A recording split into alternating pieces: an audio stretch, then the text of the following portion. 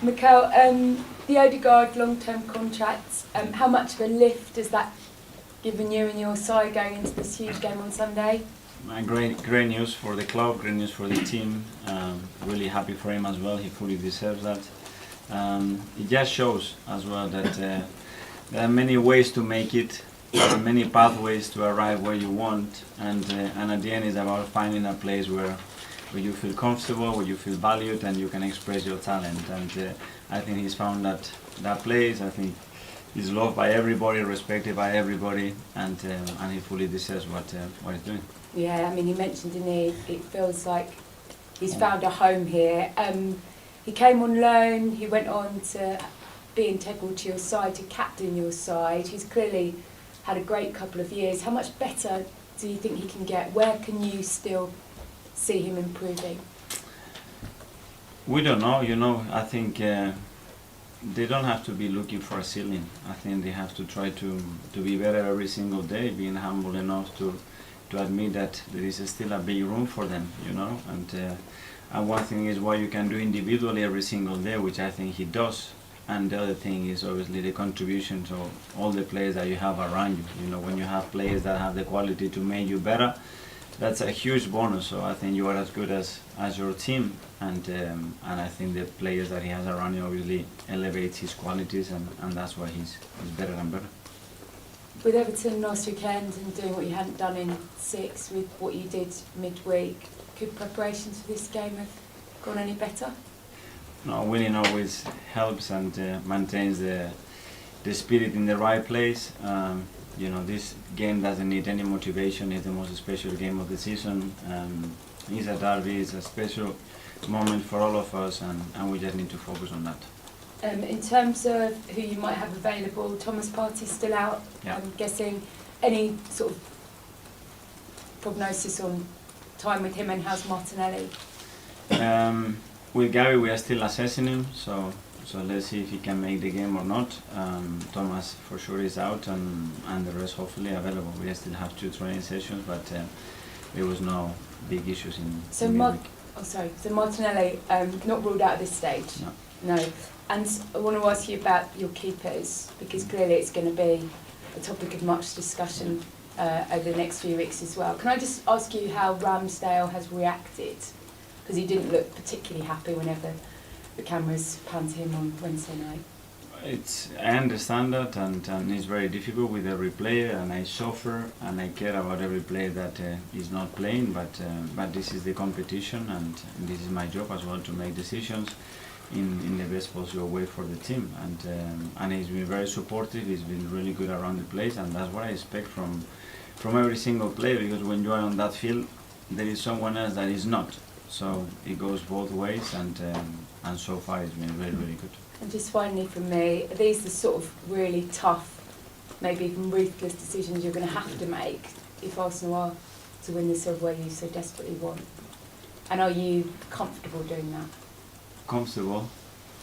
Maybe I look, but in your tummy, when you have players sitting or you have to announce the lineup, it's one of the hardest things, because players feel valued and happy when they play, and when they don't, it's very difficult, and you want them to feel loved and to feel trusted, and the way to do it is to play them.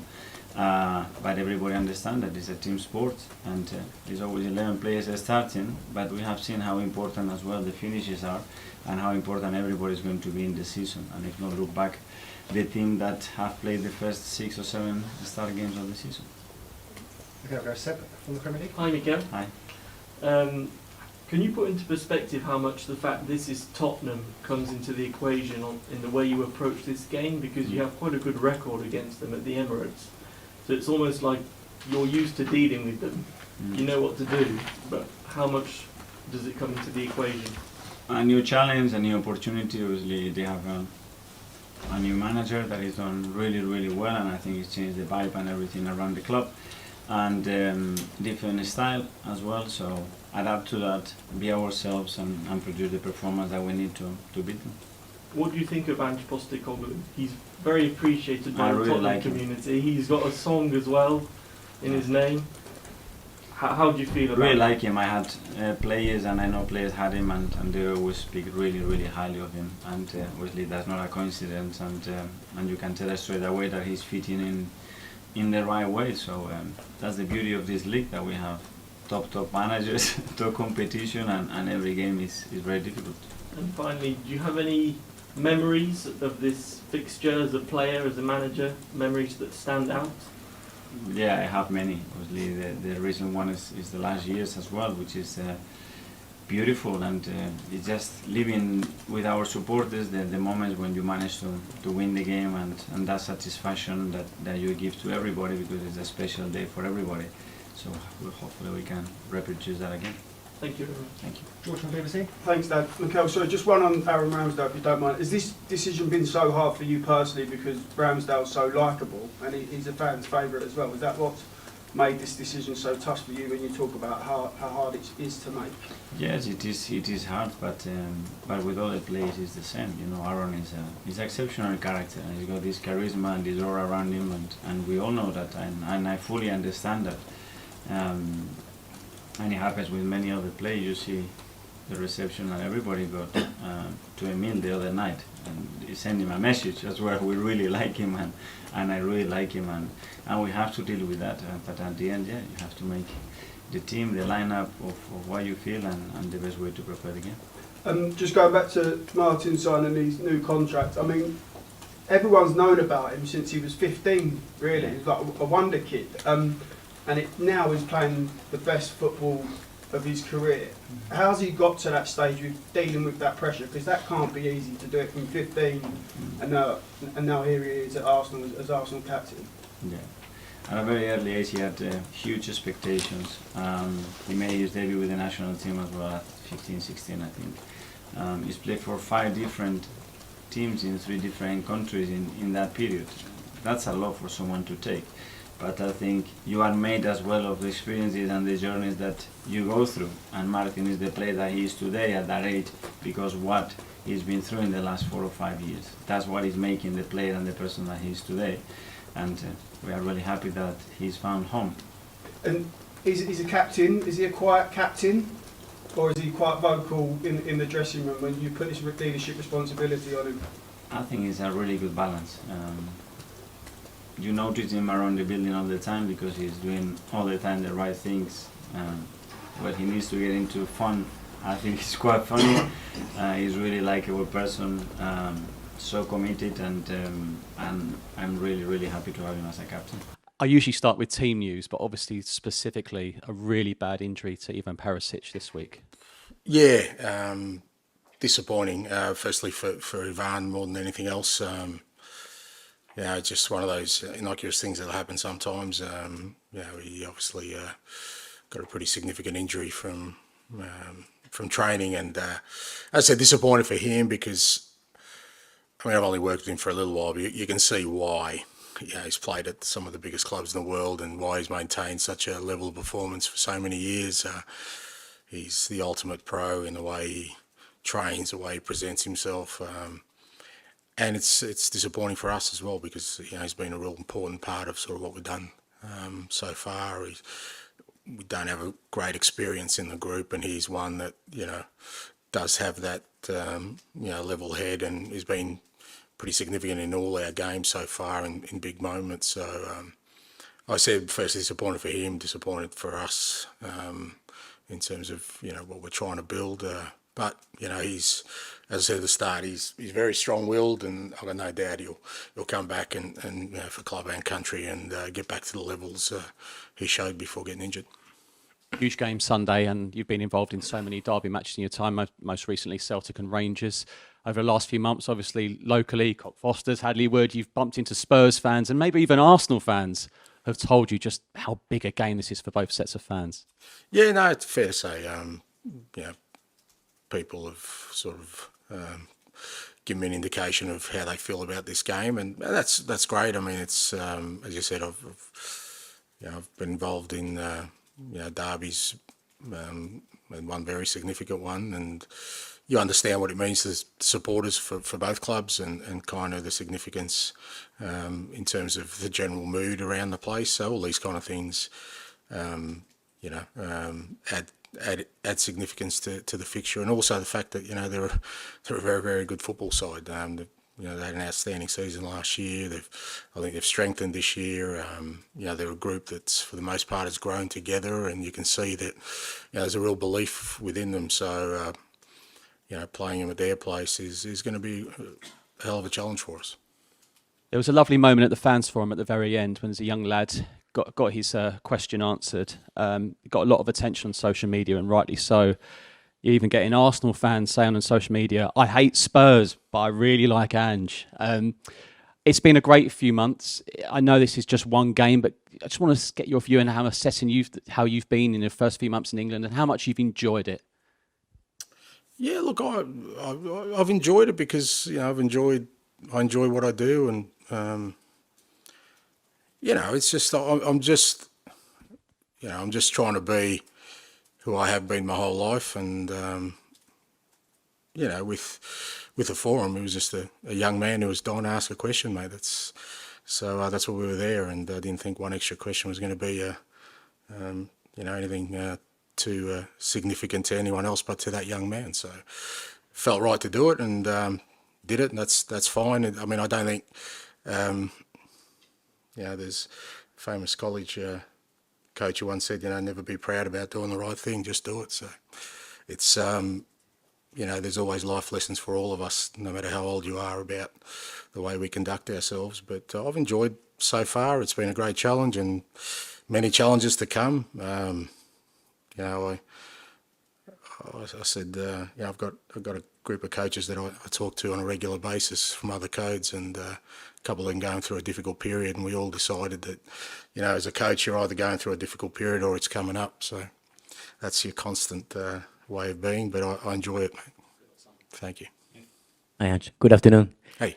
For some Spurs players, it will be the first time experiencing the North London derby, especially away. What do you think would be the key for them to maintain their focus and perform in what's going to be a very challenging atmosphere?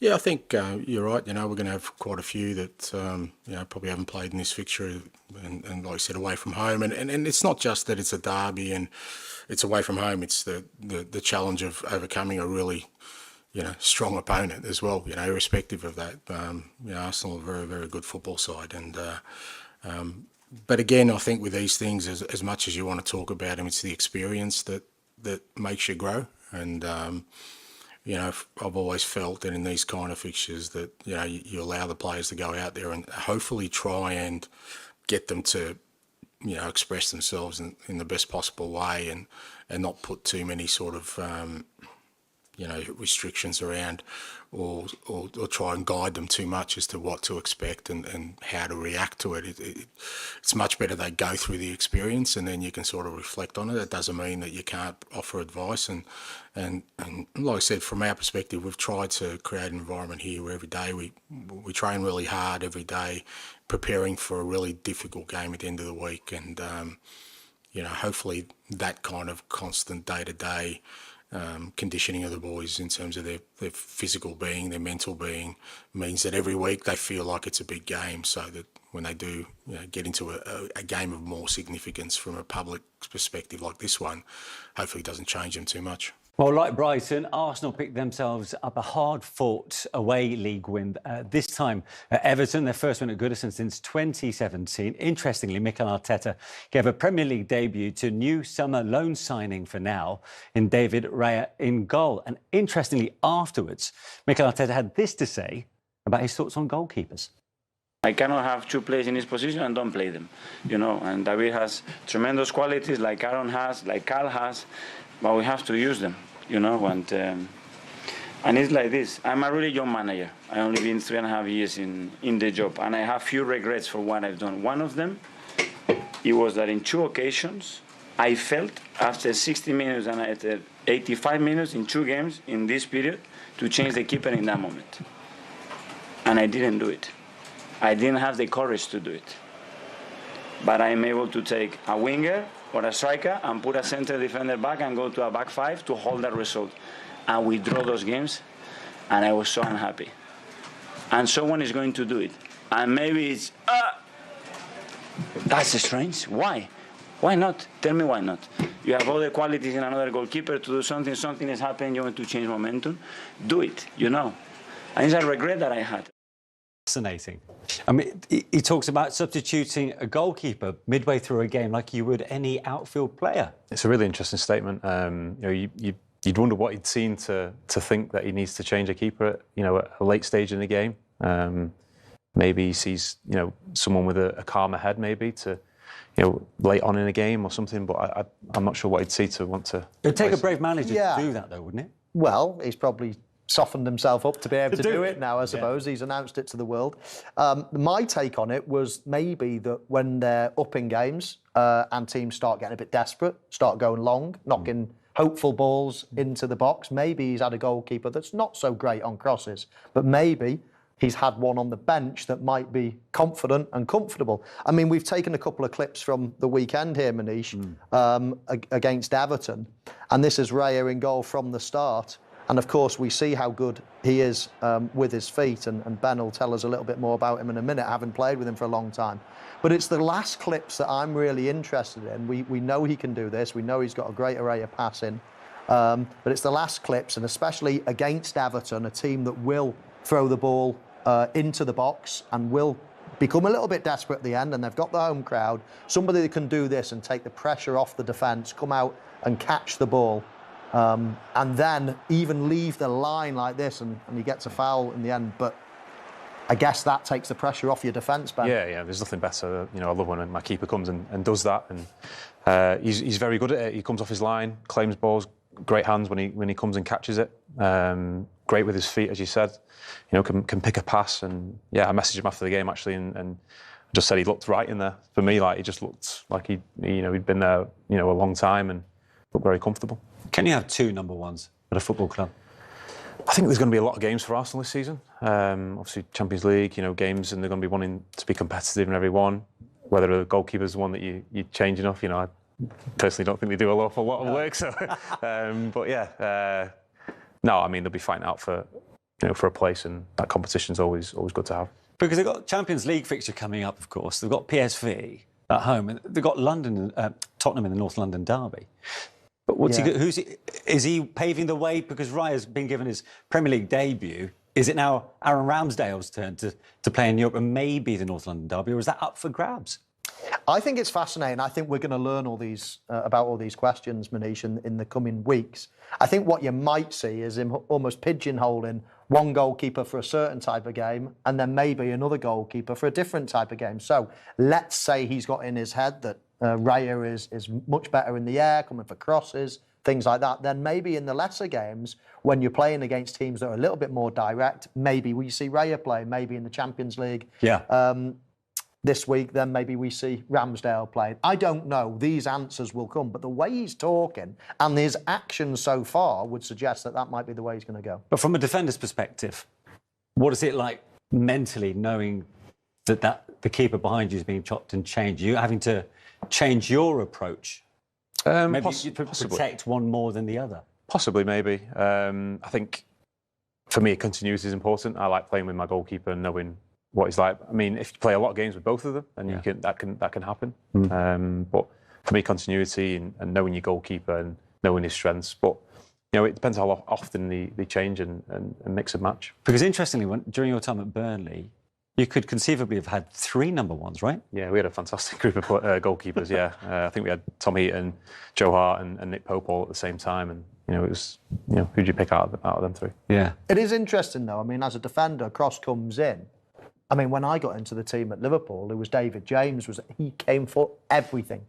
But the defenders knew that, and they would act accordingly. And some of them would drop back onto the line in case he dropped it. Some would just get out of the way, knowing that JMO was going to come and catch it. It's interesting that if Ray is coming and he's the one that comes and catches everything, a cross comes in, you're thinking, who's behind me? Who's behind? Oh, it's Ray. I'll get out the way. I mean, it must cause indecision. It'll be fascinating to see how it plays out this season. So if you're Mikel Arteta, who are you picking in goal in midweek, and then at the weekend in the North London derby? I love this lad. I think Ray is a top-class goalkeeper. As soon as I saw him at Brentford, I said to anyone in here that would listen, this lad's going to play for a top team. I thought he was brilliant right from minute one. But I do feel sorry for Ramsdale. He's done nothing wrong, absolutely nothing wrong. And all of a sudden now, after all those great performances, his place is under pressure. I think they're both going to get an equal crack of the whip. And there's still obviously a few things to be ironed out. As Paul Heckingbottom was saying, he felt that his goalkeeper was under pressure to play the ball long because he wasn't allowed to set up his team in the way that he wanted to. I mean, it was always going to be tough for them, that game, Sheffield United. And I think we'll come back to this theme at various stages throughout the season. But as I said, we're going to look ahead quite early on, because normally we would reflect a bit more. But this North London derby that's coming up next week is mouth-watering. Because, look, you look at the teams they've played, and yes, both Arsenal and Tottenham have played Manchester United, but we'll talk Manchester United later, and they are not the force that they can be and that historically they have been.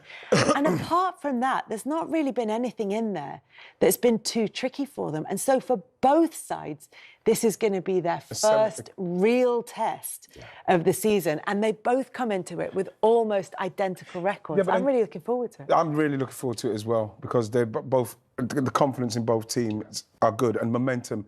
We may not see like the biggest names in those two sets of results, but what you're seeing is the results that they've got from those games, and Tottenham and Arsenal having to get those results from those games. So now what's going to happen with this derby, which is set up so beautifully, is that one of them, you know, depending on who wins, is going to get unbelievable confidence and momentum to go to the next level of what they're doing in the next 5 games. It's so beautifully balanced. You know, obviously I think that with Arsenal being at home, being a bit further down the line with the project, you know what I mean?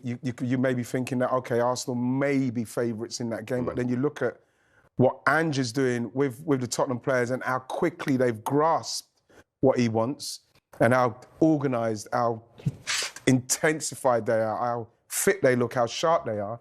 You think to yourself, whoa, this is just perfectly balanced. It's a beautiful matchup right now. Yeah, but he also did it pretty quick, huh? Because, you know, he had a big surprise. Of course, we don't have to go into selling your main striker and probably the striker of the league. But then you got to adapt, because sometimes, like, you don't realize how many goals he scored and how effective he was for the team. And then you need to get your own team to believe going, because I'm sure when he was there, some of the guys were like, I don't need to do that. He's going to get me goals. Now, they all have the confidence back. Some have to perform in a different level because they have to score the goals. And then for us to go that quickly and build a team and make them be the way, and we early stage still. But whenever we spoke about Spurs that early, that we say, like, guys, this is a team to watch. And I came from a rival team too, but I ain't lying to you, I'm watching them. Yeah, they're good. I like and they're fun to watch. I think probably the last time we had sort of this positive a conversation about Spurs was under Mourinho. And remember when they were top of the league fairly early on, and there was sort of talk that maybe they could be pushing for it. But like you said, it wasn't this style of football. It wasn't that kind of style that you were desperate to go and watch. No, it wasn't. But he's a really fearless kind of manager. He likes his players to play on the front foot. Undefeated at home all season as Celtic manager. He's done the hard yards. I think he's a really good fit for this Spurs side, largely because a lot of people doubt him all the time. When he went to Celtic, who is this guy? A lot of people, even working in our industry in the UK, were very disparaging about him. When he was at Yokohama Marinos, people were disparaging about him back then as well. And he's always had to prove himself all the way through his career. So going there to North London, where people write off Spurs, people don't, you know, they don't take them seriously. So him going there, he straight away plugs into what the mentality is their club. And with the Harry Kane thing, in particular, it's really striking because a lot of people felt that without Harry Kane, there'd be nowhere. But what they've done is, and I think I've said on the show before, they've needed to say Harry Kane, rip that plaster off, because too many players hide behind Harry Kane. And now that he's gone, other players are stepping up. I think City and Brighton are the only teams that have scored more goals now than Spurs. So they do have that. 7 different Spurs players have scored goals so far this season. And it's just a responsibility that the players are assuming. Son, Maddison, Kulusevski, we just saw score a second ago.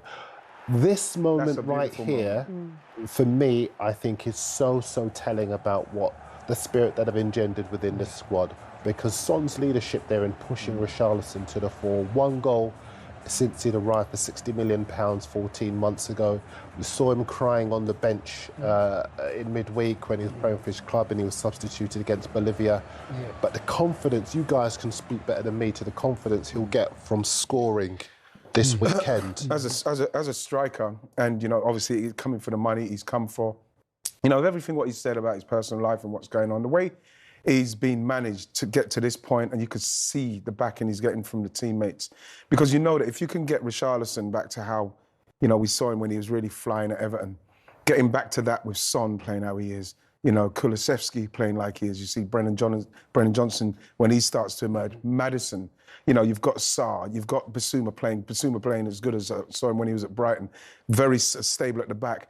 You're looking at a team now that are very confident, and a player up front, if he can now throw in 10, 12 goals, which he's easily capable of doing, Richarlison, now that his head's clear and everything, they're going to cause people problems. Did you have a period where you went for a goal drought and then a goal went in for you and then suddenly you were flying? Yeah, well, when you do go through that kind of spell, like a 5, 6, 7 game, it's you know, it's very, people hear it all the time, it's quite repetitive to say it, but you know, you just have to keep doing the same things.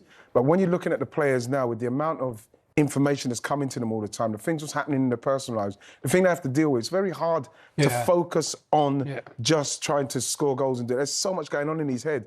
He seems to have stopped the noise in his head. The manager's given him time out of it and brought him in and eased him into it. And now, you know, we all know that he's had a little bit of problems in that. And now he feels more at ease. But as a striker, you do the same things and you just hope that once it goes in, you do feel like you're carrying on doing the normal things. But sometimes goalkeepers just make great saves. You maybe rush it because you're a bit worried, but then it's down to you to keep doing the same things what got you into the area. I covered Chelsea, right? And Shevchenko couldn't score goals. I remember it. Remember? Oh, yeah. And Crespo struggled as well. Difficult. You had so many strikers who struggled with that number 9. Chris Sutton, Kesman, Kesman was in Holland. Enjoying this now. On the subject of self-belief that you were sort of alluding to there, Mario, one player who's going to have to be drawing on his reserves of self-belief in the coming weeks and months is Aaron Ramsdale, because it looks as though Mikel Arteta is going to be switching between goalkeepers for the foreseeable future, certainly in terms of, you know, playing David Raya in the game against Everton yesterday, and also because of what Arteta said about, you know, there are times when I do want to change a goalkeeper in the middle of the game, because that would be the thing to do, and why shouldn't I do that? Look, in terms of the clean sheets that they've kept, Aaron Ramsdale is ahead on that. But in terms of things like save percentages, Raya's ahead. He's made fewer errors that have led to goals. That, you know, there've been all kinds of comparisons made between these two, and obviously a lot's been made of Raya's distribution as well, which is something that Mikel Arteta is going to be looking at. Just because something's the way it's always been done doesn't mean it's necessarily the right way to go forward. But do you think, have two top choice goalkeepers? Now, before you answer, Burnley had 3 at one stage, didn't they? They had Pope, Heaton, and I can't remember the other. I couldn't remember. They had 3 goalkeepers at one stage. Henderson was it Henderson? Yeah. So there were 3 of them, and then I think that, you know, there was a time when Sir Alex Ferguson had Lindegaard with De Gea when David De Gea was just settling in. So it's been done temporarily. Well, so is it a long-term plan? Is it something that we could see? What's going to happen is we're definitely going to see. There's going to be enough games this season for him to switch it around. I thought it was very interesting, him saying that he felt upset about the fact that during the game he wanted to maybe change the goalkeeper and he didn't do it, and he was upset that he didn't go through with it. I think that it's, in Mikel Arteta's mind, it's fair game to have a goalkeeper, 2 goalkeepers of number 1 stature. Because if you look at the Everton game, it's the margins. If Arsenal are going to try and catch City and do it, it's going to be the margins. And he believed, after watching last season's loss to Everton with set pieces, I need a goalkeeper whose main attribute, one of his main attributes alongside his distribution, is he's coming and collecting the ball, which he done unbelievably. And those are the margins. And what I like is that he's brave enough to say, I might do that. Now, you say about Aaron Ramsey, and now that's going to affect him. Aaron Ramsey as a number one at a club of Arsenal. I keep saying that too. I keep saying that Aaron Ramsey. Aaron Ramsdale as a number one at a club of Arsenal stature should always be thinking this could happen. Yeah. There's enough games for both of them. They're both going to push each other. And then now it comes down to your professionalism and how you react to it. This is what we're going to see, how this plays out throughout the season. Because Mikel seems to me like he's ready to go on this, and he's going to choose the goalkeeper he believes is best for that particular moment, like you do with a striker. Yeah, but you know what was good? What I do like, I have to say, as a defender, is the calmness that he brought to you. You know, like if Raya plays and he brings calmness to the team, and that was particularly in that game of yesterday that they needed. And we talked about it before. When you have a goalkeeper, you have one that is maybe good on the line and he stops the ball for you. But if you have one that comes out and catches the ball, and sometimes I could be marking someone, like let's say I'm marking you, and you're maybe stronger or you're taller you're marking or whatever. Shearer. You're marking Shearer. Okay, even worse. I'm marking Shearer. And you know, then I'm like, I'm holding him like... Those guys enjoying that. Shearer might give him more problems. I have marked him, believe me, and I know it wasn't easy. So then when the goalkeeper comes up and then catches the ball for you, oh, you're so happy. Sometimes you look at your goalkeeper and go like, you fool, man. But what's going to happen? I believe what's going to happen with that is that we're going to see how it goes, because you're right. Yes, he has got a very calm nature. His distribution's brilliant. You saw it yesterday, a game that could have really gone against Arsenal with the set pieces, and he kind of like really dealt with that very well. And I'm all for it simply because of the level that you have to try and get to, the margins. It's like, again, with the set pieces, Arsenal, what is the point of Arsenal continually putting corners into Everton, into Onana, into Braithwaite, into Tarkowski, into all of those big players, Mikalenko. So they took, 7 or 8 short corners yesterday, Arsenal? 8 of the 11 were short. Passing the shape, you see them all out of shape, bam, that's the margins. Arsenal didn't have too many shots. It didn't pepper the goal. You know, it was at one stage in the first half, it's 78% possession. It wasn't that kind of game. It was a game where this is going to be on one chance and the margins. This is why someone like Raya will be in goal for certain games, and this is why all of a sudden, okay, we'll take short corners because we're going to have to move them about to get it in, because that's the way we may score. I like it. I like the fact that he's thinking so out the box in what he's trying to do at the moment to bridge the gap. I know, but Aaron Ramsdale. I know. I just think Aaron will be fine. He went in, he knew that the Arsenal fans didn't really want him. Nobody thought he was going to be good enough to take over, and he felt unloved. And then the Arsenal fans fell in love with him. And they will love him forever. And now David Raya has been brought in, and I just, on a human level. On a human level. Because he came on and spoke to us on the show. That's and he's such a wonderful guy. But this is the world he's in, the world Aaron Ramsdale's in, is elite at the top end. And, you know, it's something that he'll be able to deal with because he will be in there fighting for his number one spot. And, of course, they're going to have so many games as well this season, Arsenal, so there'll be plenty of opportunities for Mikel Arteta to play. One of the fiercest rivalries in world football, no doubt. It comes to a head. Both sides unbeaten heading into this one, playing great form.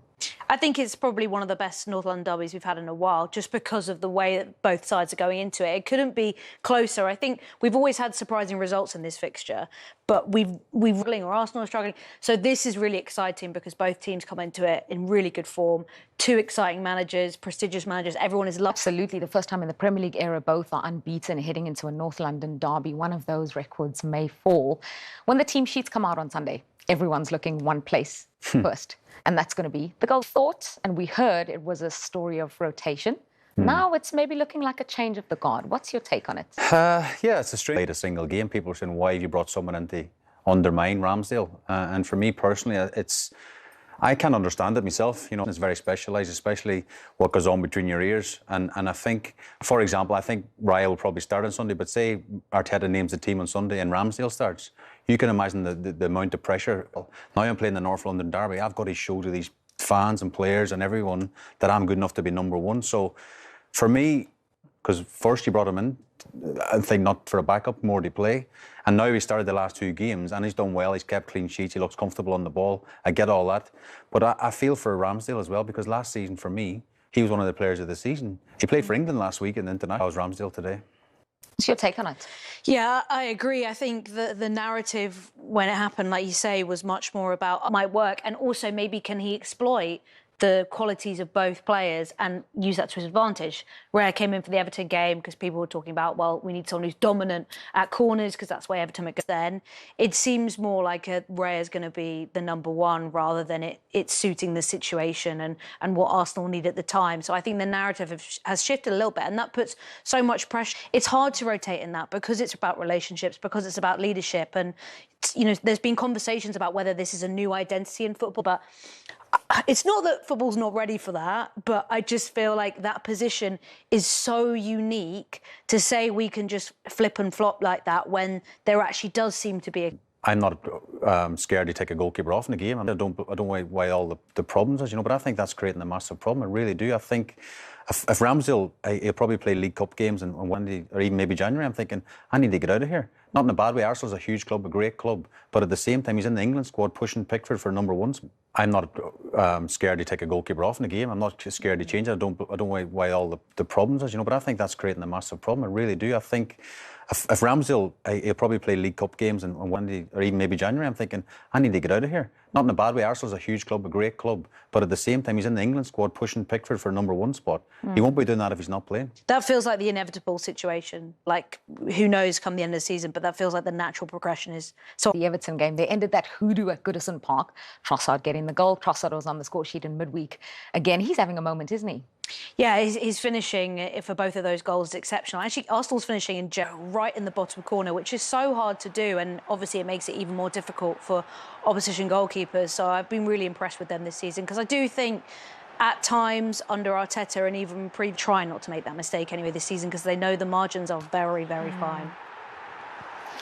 Yeah, Martinelli may be finding it difficult to come back once he's back from injury. Yeah, definitely. I mean, Trossard, again, I think Arteta is right when he says I need to build a squad that can challenge on all fronts. And when you get your opportunity like Trossard has in the last couple of weeks, you talk about the goals he scored as well. But come Sunday, who starts? Martinelli, Trossard, all these different options. And that's what you want. To challenge Man City at the very top of the tree, you need these options. Let's talk about Spurs, though, because as I mentioned, 2010 was the last time they won ball that everyone seems to be loving.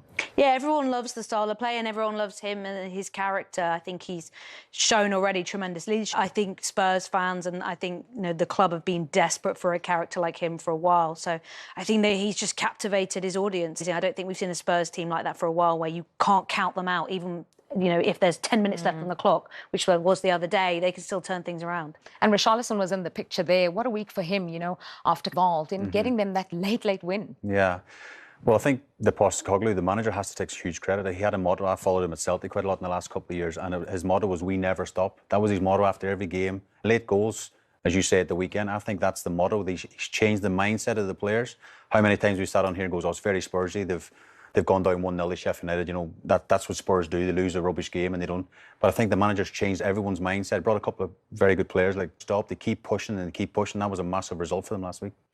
And that attitude that they have and the fact that they don't give up is going to be so key in a season where we are seeing later winners than ever before because of the injury time. Big talking point. We're talking about Villa next. They also think if you're working a game, you might as well expect to sit there half an hour later than previous, because we're going to see a lot more stoppage time half, and it's going to be harder for players. Even though there are the options for substitutions for managers, they need to make sure they don't make too many changes. But players are going to get exhausted out there, and that final stoppage time, there's so much extra time.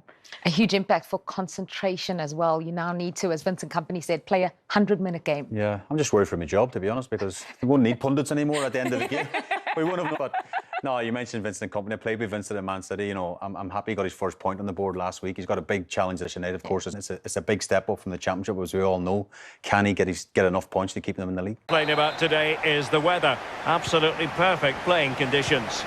My name is Derek Ray, and with me in the commentary position is the Arsenal legend Lee Dixon.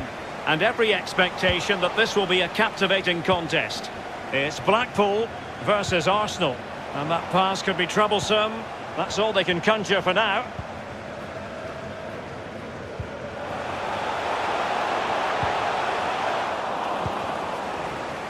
And so the starting 11 for Arsenal. Granit Xhaka plays with Thomas Partey in central midfield, and the starting role in big chance!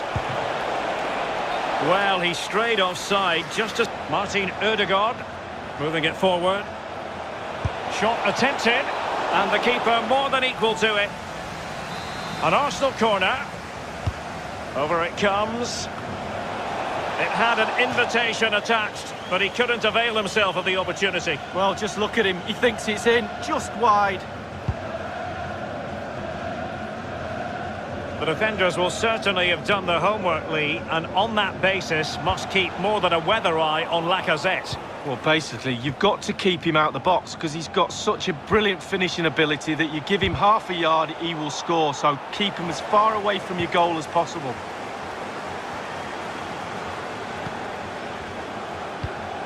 Well, far from the ideal pass.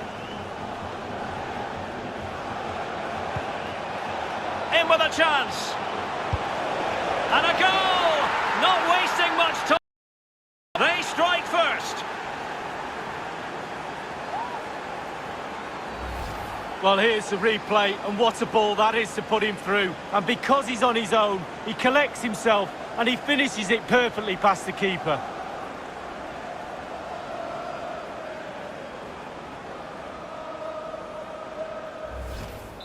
The opening goal of the game then.